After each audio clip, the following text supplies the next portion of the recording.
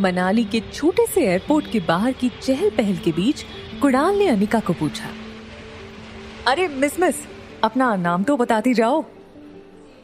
ये सुनकर अनिका ने कुणाल को देखते हुए अपनी आंखों से काला चश्मा निकाला और बड़ी ही तेज और कटीली नजर से कुणाल को देखते हुए बिना किसी भी हाव भाव से धीरे से कहा, अनिका कुलेरिया। कुणाल ये सुनकर दंग रह गया। वो कंफ्यूजन में खड़ा सोच रहा था कि इस खूबसूरत लड़की ने अपना नाम अनिका क्यों बताया होगा। लेकिन तभी टैक्सी के अंदर बैठी अनिका ने कुणाल के पीछे खड़े ड्राइवर के हाथ का बोर्ड दिखाते हुए कहा, तुम अनिका गुलेरिया को पिक करने आए हो ना? अब तक कुणाल भी अनिका के नाम वाला बोर्ड देख चुका था। उसने सोचा कि टैक्सी में बैठी लड़की बस वो बोर्ड का लिखा नाम पढ़ रही थी, इसलिए कुणाल ने आगे बढ़कर कहा, अरे उस मोटी को तो मैं टैक्सी से भेज दूंगा, आप दोनों आराम से मेरे साथ कार में चलिए ना। कुणाल की ये बात सुनकर अनिका ने उसे एक एरोगेंट स्माइल दी और टैक्सी ड्राइवर को टैक्सी चलाने को कह दिया। कुणाल के मुंह पर धुआं छोड़ती टैक्सी रफ्तार पकड़कर कुणाल के सामने से निकल गई। 2 पल के लिए कुणाल मायूस हुआ, लेकिन तभी उसे कुछ याद आया, इसलिए हड़बड़ाहट में उसने ड्राइवर के हाथ से बोर्ड लिया और ड्राइवर को कहा, तू फटाफट इस टैक्सी के पीछे जाकर मैडम का पीछा कर और मुझे ये बता कि वो कौन से होटल में रुकी है, और सुन, उन्हें बिल्कुल शक नहीं होना चाहिए। चल भाग। ड्राइवर झट से गाड़ी निकालकर अनिका की गाड़ी का पीछा करने लगा। एयरपोर्ट से मनाली लगभग 1 से 1.5 घंटे का रास्ता था। रिया ने वापस अपनी कान पर हेडफोन्स लगाए और वो टैबलेट पर गेम खेलने में बिजी हो गई। वैसे रिया को देखकर कोई ये नहीं कह सकता था कि वो एक लड़की है। Jeans, sport shoes, T shirt, छोटे बाल और सर पर कैप। रिया की उम्र भले ही छोटी थी, मगर उस पर मॉडर्न टेक्नोलॉजी का काफी ज्यादा प्रभाव था। गेमिंग की दुनिया में रिया स्वीट एंजल के नाम से काफी पॉपुलर थी। रिया को गेम खेलते हुए देख अनिका सोच रही थी कि पता नहीं रिया को मनाली लाकर उसने सही काम किया था या गलत। मोबाइल की रिंग से अनिका अपने ख्यालों से बाहर आई तो उसने देखा कि उसके पापा गौतम बार बार अनिका के फोन पर कॉल किए जा रहे थे। अनिका ने बिना फोन उठाए अपने मोबाइल को साइलेंट मोड पर किया और आंखें बांध कर बैठी रही, मानो जैसे वो आने वाले तूफान के लिए खुद को मन ही मन तैयार कर रही हो। अगले 1 घंटे में अनिका की टैक्सी मनाली की सबसे बड़ी 5 स्टार होटल पैराडाइज इंटरनेशनल में दाखिल हुई, लेकिन उसका पीछा कर रही राजू को होटल के मेन गेट पर ही रोक दिया। होटल का बेल बॉय अनिका का इंतजार पहले से कर रहा था। अनिका के आते ही बेल बॉय उसका सामान लेकर उसे लिफ्ट की ओर ले गए। होटल का प्रीमियम फर्नीचर, आकर्षित एम्बियंस और वेलकमिंग स्टाफ को देखकर समझ आ रहा था कि क्यों देश विदेश से आए टूरिस्ट मनाली के ये शानदार होटल में रहना पसंद करते थे। बेल बॉय अनिका को लिफ्ट की तरफ ले जाता हुआ बोला कि उसका बुकिंग प्रेसिडेंशियल स्वीट में है, जो होटल के टॉप फ्लोर पे है।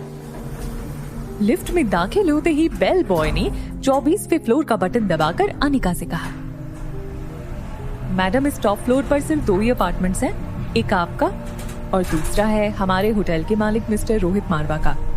वो अपने बेटे और छोटे भाई के साथ यहीं रहते हैं। कुछ ही पल में लिफ्ट 24वें माले पे पहुंच गई थी। लिफ्ट का दरवाजा खुलने पर अनिका ने देखा कि ये फ्लोर होटल के बाकी के फ्लोर से ज्यादा सुकून वाला था। इतना सुकून जितना अनिका ने शायद अपने घर में भी महसूस न किया हो। अनिका के रूम के पास जाकर बेल बॉय ने कार्ड से दरवाजा अनलॉक किया। वो कार्ड अनिका के हाथ में देकर और सामान वहीं छोड़कर चला गया। रिया अभी भी गेम खेलने में बिजी थी। अनिका रिया को रूम के अंदर लेकर आई और उसने रूम का दरवाजा बंद किया। प्रेसिडेंशियल स्वीट एक काफी लग्जूरियस अपार्टमेंट था। मॉडर्न और कंफर्टेबल बेडरूम, एक शानदार लिविंग एरिया और बड़ी सी बालकनी जहां से पूरा मनाली का नजारा दिखाई दे रहा था। ये प्रेसिडेंशियल स्वीट हर कोई अफोर्ड नहीं कर सकता था, क्योंकि कमरे का दिन का किराया 25,000 था। मगर world famous neurosurgeon doctor Amrita उर्फ अनिका को इससे क्या फर्क पड़ने वाला था। थोड़ी देर नई जगह का आनंद उठाने के बाद रिया थक कर बिस्तर पर सो गई थी। अनिका प्यार से उसे चादर उड़ा ही रही थी कि तभी उसका फोन वाइब्रेट हुआ। अनिका ने देखा कि उसके पापा गौतम का फोन आ रहा था। अनिका की आवाज से कहीं रिया जाग न जाए, इसीलिए हड़बड़ाहट में अनिका बेडरूम से बाहर आकर बेडरूम का दरवाजा बंद करके फोन उठाती है। जैसे ही अनिका ने फोन उठाया, गौतम ने गुस्से से तिलमिलाकर कहा, Anika, what kind of behaviour is this? Kunal 2 घंटे एयरपोर्ट पर तुम्हारा इंतजार करता रहा, तुम उसके साथ आई क्यों नहीं? कहाँ हो तुम? इस पर बड़े ही शांत अंदाज से अनिका ने अपने पापा से कहा, बस आ रही हूं मैं। ये कहते ही अनिका ने फोन काट दिया। न जाने क्यों, लेकिन अनिका काफी डिस्टर्ब हो गई थी। गौतम ने बचपन से लेकर आज तक अनिका के साथ चाहे जैसा भी व्यवहार किया हो, आखिर वो थे तो अनिका के पापा ही, जिनसे अनिका 6 साल बाद मिलने वाली थी। अनिका ने कुछ सोचकर होटल रूम को बाहर से लॉक किया और वो होटल की लॉबी में लिफ्ट के पास आकर लिफ्ट के आने का इंतजार करने लगी। तभी अनिका के फोन पर उसकी असिस्टेंट राजलक्ष्मी का फोन आया। अनिका ने फोन पिक किया तो राजलक्ष्मी ने अनिका का हाल पूछते हुए कहा कि मैडम, आशा करती हूँ आपकी फ्लाइट सेफ और कंफर्टेबल थी और आपकी नींद भी पूरी हुई होगी। याद है ना, आपको रोज कंपल्सरी 8 घंटे सोना ही है।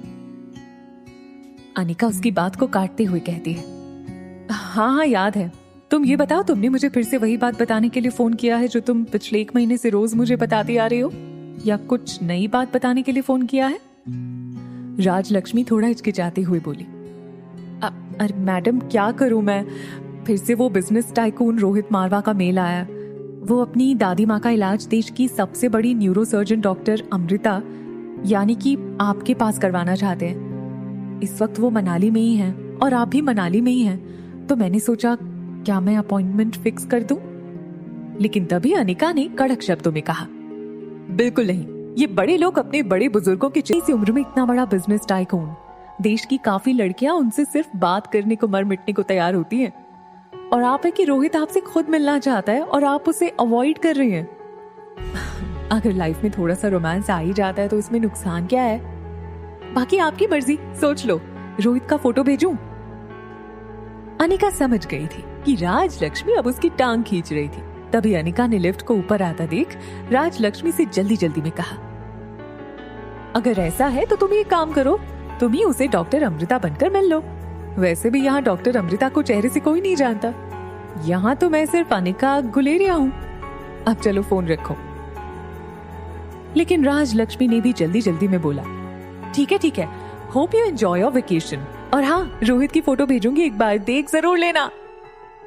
इससे पहले कि राजलक्ष्मी अपनी पूरी बात कर पाती, अनिका हंसते हुए फोन काट देती है। लेकिन इसके पहले कि अनिका लिफ्ट के अंदर जा पाती, लिफ्ट वापस बंद होकर नीचे चली जाती है। तभी अनिका को लगा जैसे मानो उसके पीछे कोई खड़ा हो। अनिका ने जैसे पीछे मुड़कर देखा तो वो हैरान हो गई। पीछे रिया खड़ी थी। उसका चेहरा कुछ उखड़ा हुआ था और वो बस अनिका को एकटक देखे जा रही थी। अनिका को लगा कि रिया नींद से अचानक उठकर उसने अनिका को पास नहीं देखा होगा, इसीलिए ऐसे खड़ी होगी। इसलिए अनिका ने नीचे झुककर प्यार से रिया के दोनों गालों पर किस किया और बोली, मम्मा जल्दी वापस आ जाएगी और आते वक्त तुम्हारी फेवरेट चॉकलेट आइसक्रीम लेकर आएगी, ठीक है? चलो अब जाओ कमरे में और आराम करो, या तो अपना फेवरेट वीडियो गेम खेलो। तभी वापस लिफ्ट आ चुकी थी। लिफ्ट का दरवाजा खुला और अनिका लिफ्ट के अंदर चली गई। अंदर जाकर अनिका ने रिया से फिर एक बार कहा, सीधे रूम में चली जाना, हाँ? Mama will miss you and mama loves you. Lift का दरवाजा बंद हो गया और लिफ्ट नीचे जाने लगी। बाहर जाने की जल्दी में अनिका एक बात भूल रही थी कि उसने अपने कमरे का दरवाजा बाहर से बंद किया था। फिर भी रिया रूम के बाहर कैसे आ गई थी? अनिका की लिफ्ट के नीचे जाते ही अनिका के रूम के सामने वाले रूम का दरवाजा खुला और उसमें से एक 26-27 साल का हैंडसम आदमी बाहर आया। ब्लैक चमकीले leather shoes, black trousers, white shirt और ब्लैक ब्लेजर। किसी रियासत के राजकुमार से बिल्कुल कम नहीं लग रहा था वो आदमी। और लगे भी क्यों नहीं, क्योंकि ये आदमी था मारवा इंडस्ट्रीज का सीईओ रोहित मारवा। रोहित अपने कमरे से निकला और लिफ्ट के पास खड़े बच्चे की तरफ बढ़ते हुए उस बच्चे को डांटते हुए रोहित ने कहा, बेटा कितनी बार कहा है तुम्हें कि ऐसे बिना बताए कमरे से बाहर मत निकला करो? तुम मेरी बात सुनते क्यों नहीं आर्यन? आर्यन, जिस लड़की को रिया समझकर अभी कुछ ही पल पहले अनिका ने बात की थी, उसी बच्ची को रोहित किसी दूसरे नाम से पुकार रहा था। लेकिन सच बात तो यही थी कि वो बच्चा रिया नहीं बल्कि आर्यन था। दरअसल अनिका जिस बच्चे को रिया समझकर उससे बात कर रही थी, वो बच्चा मशहूर बिजनेस टाइकून रोहित मारवा का इकलौता बेटा आर्यन था। मारवा इंडस्ट्रीज का इकलौता वारिस आर्यन। और इन सब में सबसे मजेदार बात ये थी कि रोहित का बेटा आर्यन और अनिका की बेटी रिया दोनों की शक्ल एक दूसरे से मिलती जुलती थी, यानी कि रिया और आर्यन हम शक्ल थे। तो रोहित लॉबी में जिस बच्चे से बात कर रहा था वो दरअसल आर्यन था और रिया अभी भी अनिका के कमरे में सो रही थी। रोहित आर्यन से बात कर रहा था, लेकिन आर्यन की नजरें अभी भी लिफ्ट के दरवाजे पर जमी हुई थी। आर्यन की गोल मटोल कत्थई आंखें और खूबसूरत मासूम सा चेहरा देखकर ऐसा महसूस होता था जैसे उसने अभी अभी आकाश से उतरता हुआ टिमटिमाता तारा देख लिया हो। रोहित ने पीछे से फिर से आर्यन को आवाज देते हुए कहा, आर्यन ध्यान कहाँ है तुम्हारा? सुना नहीं बेटा, अंदर चलो। रोहित आर्यन का हाथ पकड़कर उसे लगभग खींचते हुए रूम के अंदर ले जा रहा होता है, तभी आर्यन ने झटके से अपना हाथ छुड़ाकर रोहित से कहा, मुझे चॉकलेट आइसक्रीम चाहिए। ये सुनकर रोहित थोड़ा हैरान हो गया। हमेशा गुमसुम और गुपचुप रहने वाला आर्यन का बर्ताव आज रोहित को कुछ अजीब लग रहा था। रोहित ने तुरंत कुछ सोचकर अपनी जेब से फोन निकाला और होटल के सीसीटीवी रूम में फोन करके उसके रूम के बाहर का सीसीटीवी फुटेज तुरंत मंगवाया। वो ये देखना चाहता था कि अभी अभी लिफ्ट के पास आर्यन के साथ क्या हुआ था। कुछ ही पल में सिक्योरिटी इंचार्ज लैपटॉप पर सीसीटीवी लेकर आ गया। फुटेज में रोहित ने जो देखा वो देखकर वो दंग रह गया। आर्यन एक ऐसा बच्चा था जो किसी अजनबी से तो दूर बल्कि रिश्तेदारों से भी ज्यादा बात नहीं करता था, ना ही उसके पापा के अलावा किसी के साथ मिक्स होता था। लेकिन सीसीटीवी में आर्यन ने एक बिल्कुल अनजान औरत को अपने पास आने दिया, यहाँ तक कि उसे किस भी करने दिया। ये बात रोहित को बड़ी अजीब लगी। रोहित सोच रहा था कि ये कैसे हो गया। वही आर्यन बार बार दोहरा रहा था, चॉकलेट आइसक्रीम चाहिए, मुझे चॉकलेट आइसक्रीम चाहिए। दूसरी तरफ अनिका गुलेरिया हाउस पहुंच गई थी। गुलेरिया हाउस उसका अपना घर, जो 6 साल पहले तक खंडर जैसा था। लेकिन अनिका ने आज घर के मेन गेट में कदम रखा तो देखा कि घर का रूप रंग पूरी तरह से बदल चुका था।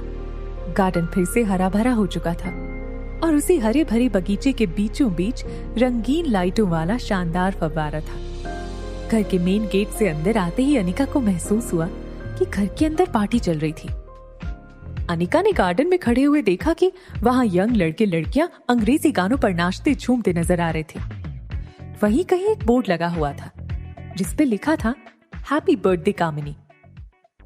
कामिनी यानी अनिका की सौतेली छोटी बहन। उसी के बर्थडे की पार्टी चल रही थी। तभी गार्डन के किसी कोने से एक लड़की के गिरने की आवाज आई।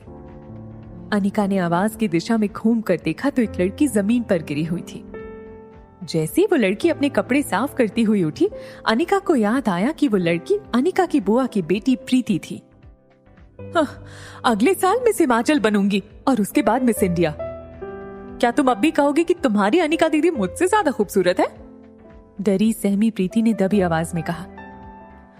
हाँ, अनिका दीदी सबसे ज्यादा सुंदर है। प्रीति की बात सुनकर सब हंस पड़े।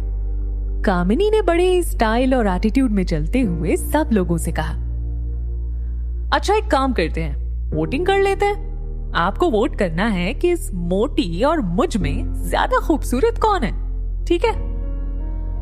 ये बात कहकर कामिनी ने अपने एक दोस्त से सिगरेट जलाने का लाइटर लिया और उससे अनिका की फोटो जला दी। दूर खड़ी अनिका चुपचाप ये सब देख रही थी। कामिनी ने जले हुए फोटो के टुकड़े एक जूस के ग्लास में मिला दिए और कहा, तो गाइस, क्या आप अपने वोट के साथ तैयार हो? तो बोलो, मुझे कितने वोट? कामिनी के दोस्तों ने अपने हाथ कामिनी को वोट देने के लिए एक साथ हवा में उठा लिए। बेचारी प्रीति, सारे वोट तो मुझे ही मिल गए, तुम तो हार गई। चलो कोई बात नहीं, अब हार गई हो तो तुम्हें सजा भी मिलनी होगी। तो तुम्हारी सजा ये है कि तुम्हारी इस खूबसूरत मोटी दीदी के जले हुए फोटो की राख को मैंने इस जूस के गिलास में मिला दिया है। तुम्हें बस ये जूस पीना है। लेकिन जैसे ही प्रीति ने उस जूस को पीने से मना किया, कामिनी ने प्रीति के मुंह को अपने हाथ से पकड़कर उसके गालों को दबाया और कामिनी ने प्रीति को जबरदस्ती वो जूस पिलाने की कोशिश की। लेकिन इसके पहले कि वो प्रीति के मुंह में जूस डाल पाती, ऐन वक्त पर एक हाथ आकर बीच में कामिनी का हाथ पकड़कर उसे रोक लेता है। ये हाथ अनिका का था। अनिका ने गुस्से में कामिनी का हाथ इतना कस के पकड़ा था कि कामिनी की चीख निकल गई। बिन माँ की अनिका को बचपन में साक्षी बुआ से ही माँ का प्यार मिला था और प्रीति तो मानो अनिका की कजन नहीं बल्कि सगी छोटी बहन हो। अनिका प्रीति की तरफ आगे बढ़ ही रही थी, इतने में उसे लगा कि प्रीति की हालत कुछ ठीक नहीं है। ऐसा लग रहा था जैसे काफी वक्त से उसकी सहेलियां उसका मजाक उड़ाकर उसका तमाशा बना रही थी और इन सब की लीडर थी कामिनी। हाथ में वाइन का ग्लास, लाल रंग का बैकलेस टॉप, काले रंग की मिनी स्कर्ट और गोल्डन रंग की ऊंची हील से कामिनी किसी ग्लैमरस मॉडल से कम नहीं लग रही थी। प्रीति ठीक से उठ पाए उसके पहले कामिनी ने प्रीति को उसकी कलाई से पकड़कर वापस जमीन की ओर पटक दिया। कामिनी के हाथ में अनिका का पुराना फोटो था। वो अपनी सहेलियों को फोटो दिखाकर पूछ रही थी, ध्यान से देखो इस मोटी को। ये पागल प्रीति कह रही है कि ये मोटी मुझसे ज्यादा सुंदर दिख रही है। अब तुम लोग बताओ, जिससे ये मोटी सुंदर लगे वो तो कोई पागल ही होगी ना। जमीन पर गिरी प्रीति दबी कुचली आवाज में कहती है, अनिका दीदी सचमुच बहुत सुंदर है, बस उनका वजन थोड़ा सा ज्यादा है। लेकिन इस बात पर तो कामिनी तिलमिला उठी। यू स्टूपिड गर्ल, तुझे पता भी है कि खूबसूरती क्या होती है? मुझे देख, मेरे फेस को, मेरी बॉडी को देख, ये होती है खूबसूरती। ऊपर से मैं मेडिकल स्टूडेंट हूँ और इस साल मिस मनाली कंपटीशन भी जीत चुकी हूँ। अनिका ने कामिनी के हाथ से ग्लास छीनकर कहा, हार और जीत का फैसला खेल खत्म होने के बाद होता है और खेल अब तक खत्म नहीं हुआ। अनिका ने जमीन पर गिरी प्रीति को उठाया। प्रीति ने अनिका की आंखों को गौर से देखा। प्रीति इन आंखों को, इस आवाज को पहचानती थी। वो समझ गई कि ये लड़की और कोई नहीं बल्कि उसकी अनिका दीदी ही थी। प्रीति अनिका का नाम लेकर तुरंत उसके गले लग गई। ये देखकर कामिनी शॉक थी। उसे अपनी आंखों पर यकीन नहीं हो रहा था। वो समझ नहीं पा रही थी कि कल तक की 120 किलो की अनिका आज इतनी फिट, फाइन और गॉर्जियस कैसे दिखने लगी। ये चमत्कार आखिर हुआ कैसे? आसपास खड़े कामिनी के सभी दोस्त भी सरप्राइज हो गए। दोस्त आपस में ही बातें करने लगे। पहला दोस्त, अरे यार ये अनिका इतनी खूबसूरत कैसे हो गई? दूसरा दोस्त, ये तो किसी फिल्म की हीरोइन जैसी लगती है। तीसरा दोस्त, my God she looks so gorgeous and sexy. सबकी आवाज सुनकर अनिका ने बड़े ही रुआब से कहा, चलो जीत किसकी हुई ये तो पक्का हो गया। अब जो सजा तय की थी वो पूरी कर ली जाए। ये कहते हुए अनिका ने कामिनी की कलाई को पकड़ा और अनिका ने वही जूस का ग्लास कामिनी को देते हुए उसे पीने को कहा। कामिनी ने गुस्से से अनिका के हाथ को झटक दिया जिससे जूस का ग्लास नीचे गिर गया। कामिनी गुस्से में झुलस रही थी। ये कैसे हो सकता है? तुम इतनी कैसे बदल गई? और तभी ग्लास टूटने की आवाज सुनकर गौतम और अनिका की सौतेली माँ मनीषा वहां भागते हुए आ गई। उनके वहां देखते ही कामिनी ने नाटक शुरू कर दिया और एकदम से बेचारी बनकर कहने लगी, देखो माँ, पापा, अनिका मेरी बर्थडे पार्टी में आकर मेरी पार्टी खराब करना चाहती है। मैंने सिर्फ इतना पूछा कि तुमने अपना वजन कैसे घटाया तो मुझसे कहने लगी कि अब मैं तुमसे काफी ज्यादा खूबसूरत हूँ। भला तुम्हारी औकात ही क्या है मेरे सामने? और ये कहते ही कामिनी झूठ मूठ रोने लगी। इससे पहले कि अनिका अपनी सफाई में कुछ कहती, हमेशा की तरह गौतम ने बिना सच्चाई जाने अनिका को डांटना शुरू कर दिया। बस करो अब अनिका, बहुत तमाशा हो गया। एक डिवोर्स पेपर पर साइन करने के लिए कितना नाटक करोगी? और घर के अंदर चलो, कुछ जरूरी बात करनी है तुमसे। ये कहते हुए गौतम और मनीषा अनिका का हाथ पकड़कर उसे अंदर ले गए। घर में घुसते ही गौतम दरवाजा बंद करता है और 6 साल बाद अपनी बेटी को मिलने की कोई भी खुशी ना जताते हुए और वो सीधा मुद्दे की बात करना शुरू करता है। देखो अनिका, जो हो गया सो हो गया। हम लोगों को और परेशान करके तुम्हें क्या मिलेगा? तुम मेहरबानी करके इन 2 कागजात पर साइन कर दो। अनिका ने देखा तो उसके सामने रूम के सेंटर टेबल पर 2 पेपर्स और एक पेन पड़ा था। अनिका ये सुनकर थोड़ा चौंक गई। वो यहाँ अपने डिवोर्स पेपर पर साइन करने आई थी। फिर ये दूसरे पेपर्स किस चीज के थे? गौतम ने मानो अनिका के मन की बात सुन ली हो। वैसे ही उसने कहा, दरअसल तुमसे डिवोर्स लेने के बाद हम, यानी कि मैं और तुम्हारी नई माँ चाहते हैं कि कुणाल और कामिनी की शादी हो जाए। कुणाल को भी इस शादी से कोई एतराज नहीं है और कामिनी तो पहले से ही कुणाल को पसंद करती थी। बस कुणाल के दादाजी की एक ही इच्छा है। ये कहते हुए गौतम ने अपना गला साफ किया, मानो जैसे वो आगे कुछ बोलने के लिए हिम्मत जुटा रहा हो। और आखिर में गौतम ने उसे वो बात बता ही दी जिसके लिए वो आज सुबह से अनिका को फोन करके घर पर आने को कह रहा था। गौतम ने असली मुद्दे पर आते हुए कहा, अनिका, दरअसल तुम्हारी माँ के गुजर जाने के बाद उसकी फार्मा कंपनी जो तुम्हारे नाम पर हो गई थी, वो कंपनी तुम अपनी छोटी बहन कामिनी को शादी के तोहफे में दे दो बेटा। मैंने सारे डॉक्यूमेंट्स तैयार करवा लिए हैं, तुम सिर्फ सिग्नेचर कर दो। अनिका ये सुनकर कुछ देर गौतम की ओर देखती रही। वो सोच रही थी कि क्या सच में उसके पापा ने वो कह दिया था जिसे वो सुनकर भी मानना नहीं चाहती थी। और तो और वो कभी सोच भी नहीं सकती थी कि डोगरा खानदान के साथ रिश्ता बनाए रखने के लिए उसके पापा इतना नीचा गिर सकते हैं। एक पल के लिए भले ही अनिका थोड़ी कमजोर पड़ गई हो, लेकिन दूसरे ही पल उसने खुद को संभालते हुए मेज पर रखे उन पेपर्स को देखा। बिना कुछ कहे अनिका पेपर्स की तरफ आगे बढ़ी। उसने पेन उठाया और कुछ सोचकर वो डिवोर्स पेपर के पन्नों पर फटाफट साइन करने लगी। गौतम और मनीषा ने ये देखकर थोड़ी राहत की सांस ली। उनको लगा कि अनिका सब कागज पर साइन करने को मान गई, लेकिन तलाक के पेपर्स पर साइन करने के बाद उसने धीरे से अपनी माँ की कंपनी के कागजात उठाए और बोली, अपना कहने को इस दुनिया में इस कंपनी के अलावा कुछ नहीं है मेरे पास।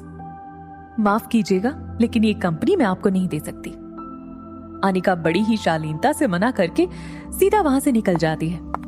गौतम और मनीषा को यकीन नहीं हो रहा था कि अनिका, जो आज तक उसके पापा की हर एक बात चुपचाप मान लेती थी, उसने आज उनकी बात मानने से साफ मना कर दिया था। अनिका की सौतेली माँ मनीषा भागकर अनिका के पीछे जाती है और उसे रोकते हुए बोली, क्यों हमें बर्बाद करने पर तुली हो अनिका? पहले एक बिन बिहाई माँ बनकर तुमने समाज में हमारी इतनी इज्जत उछाली, वो कम थी क्या? अब अपनी बहन की जिंदगी भी बर्बाद करना चाहती हो? मनीषा की बातों को अनसुना करते हुए अनिका घर के मेन गेट से बाहर निकलने ही वाली थी कि तभी कामिनी उसके सामने आ खड़ी हुई और बोली, तुम्हें क्या लगा तुम वो कंपनी मेरे नाम नहीं करोगी तो कुणाल मुझसे शादी नहीं करेगा? वहम है ये तुम्हारा। कुणाल मुझसे शादी इसलिए करना चाहता है क्योंकि मैं उसे पसंद हूँ, ना कि तुम्हारी उस फैक्ट्री के लिए, जैसे उसे तुम्हारे साथ करनी पड़ी थी। और तुम ये सब नहीं देख सकती क्योंकि तुम बचपन से मुझसे जलती हो।